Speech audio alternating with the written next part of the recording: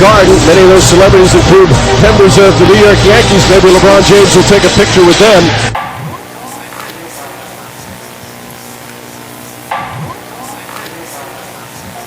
There's the triangle.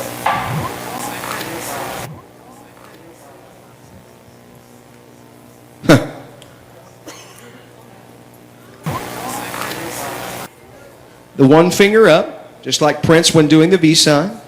Then he does the 666 sign. Then he does the triangle sign. But that's got to be a coincidence, right? He just does that. Oh, well, it's not a coincidence.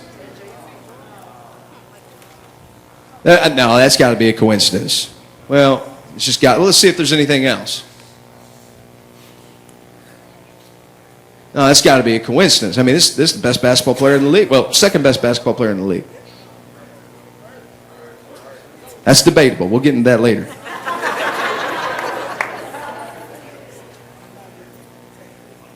Then take a look at this. I mean, this is what he was touted as when he came into the league. When he was in high school, he was called the chosen one.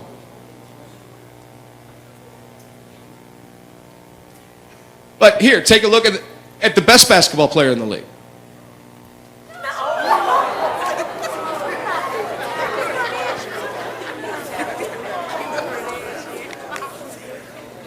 I don't know if you're owing that I'm wrong about the best basketball player, or are you just shocked that he's doing that?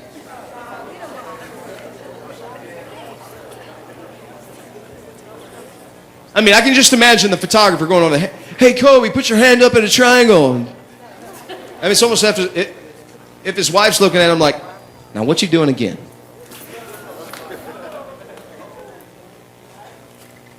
That's not it. Take a look at this. Bono.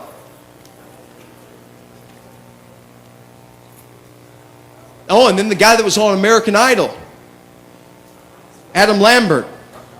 He got a new tattoo, guys. It's the all-seeing eye of Horus. Now, why in the world would this guy who just got into the music industry say, you know what, I'm going to go get me a new tattoo? I'm going to tell you what, because he controlled. He put his mark on. That's who he serves.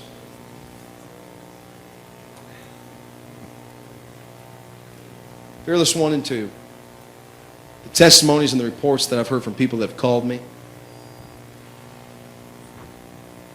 Text messages I've got, emails, calls that have come into the church. People's lives really being changed. I'm going to tell you why I do this. I don't do this because I want to have a shock value.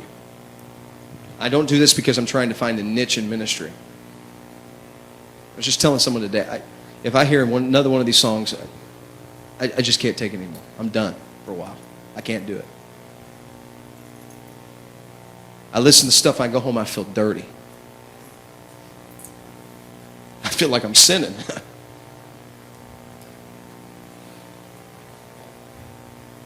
You can't really even tell me the new songs that are out in the last couple months. I don't know them. I don't want to know them. I don't even want to look into them. I hear the music when I'm at the restaurant. I hear the music when I'm at the store. I hear the music when I'm at the mall. It makes me sick. But one thing that I've realized is everywhere I go, I hear this music. My senses have become more keen to it. I walk into a place, and there it is again. There it is again. I had to tell one restaurant, could you please turn down the music? There was another time we had to turn down the music. I'm sorry, I don't want to hear Lady Gaga as I'm trying to eat my dinner. And if you don't think that this music is not a message, it's a message just like I get behind my pulpit and preach on Sunday. It's a message that keeps being replayed and replayed and replayed and replayed, and pretty soon it's been repeated so many times, and it's been this repetition has engrafted itself into our lives and into our hearts and our minds that we start doing what it tells us to do. How do I know that? That young guy, man, I feel for. I wish he would have stayed. I wish he would have listened. I was 21 years old. I had backslid from God. I went to New Orleans for a wedding. I was backslid. Walking on the streets. I mean, I wasn't a street walker, okay? We were trying to find a party. I had been drinking that night. Yeah, me. Yeah. I had been drinking that night. And when you drink, you're a little different than what you are. And I am more of a recluse around people I don't know. I stay to myself. I'm not going to start a conversation. It's just not me. But there were some people singing on the side of the road. And I went over there, I was watching, and I started to sing. I mean, there's people that know me. There's friends of mine that know me, have known me for years, that don't even know that I like to sing. It's not something that I try to show anybody. There I was singing on the street, doing all kinds of imitations of different people that I know. This lady taps me on the shoulder. I turned, and I immediately knew something was different. Because all the 20-year-olds, or 20, 30-year-olds are in the street there. But this lady was probably 40s, 50s. She was well-dressed, like she had just come from the office. And this wasn't a place to be if you're dressed like you're in an office. She tapped me on the shoulder, and she said, "You are a really good singer." Thanks, I appreciate it. She handed me a card. She goes, "You need to come by the office. Come by the office tomorrow." She goes, "I think you can get signed." And I said, "Signed by who?" And another one of my friends was there, and he took the card. He said, "Oh my God, I'm your manager." You know what the song was? You know what the business card was? It was Sony Music. Oh, and you know the other cats that were down there at the time? It was a band called Nickelback that I was watching that night.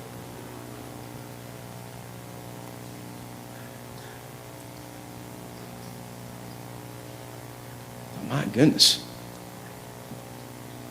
Went back to my hotel. Thought about it. Really thought about it. The next day, I had a choice. I could either go home, because that was when my flight was, or I could go to this deal and see what this was all about.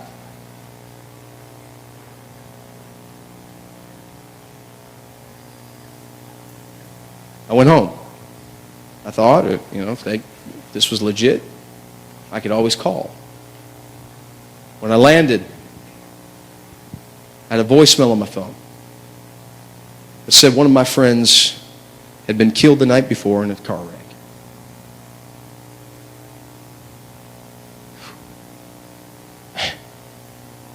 Lord started dealing with me. Threw the card away. I'd come to the realization, okay, I'll serve God, but I'll serve God in my timing. I don't want to go to hell. Next week, I went to a party. Went to the party. Before the party, everyone went to the liquor store. All of us broke guys were dishing out $20, $30 to go in and get some stuff that doesn't even taste good. They come out with a bunch of stuff, go to a house. It was dingy, nothing to it, and everyone just starts drinking. I didn't take anything to drink. I just looked at everyone in that house. And I thought to myself, this isn't where I belong. I didn't drive. I went over to the friend that I rode with, and I said, "Give me your keys." He looked at me and said, "Yep. You're done with this stuff, aren't you?" I said, "I'm done. Forever." I went to my house, pulled up, said hello to Mom and Dad, went right up to my room, closed the door, kneeled down. My house said, "God, I need you. What am I doing?" The enemy is trying to steal, to kill, and destroy you.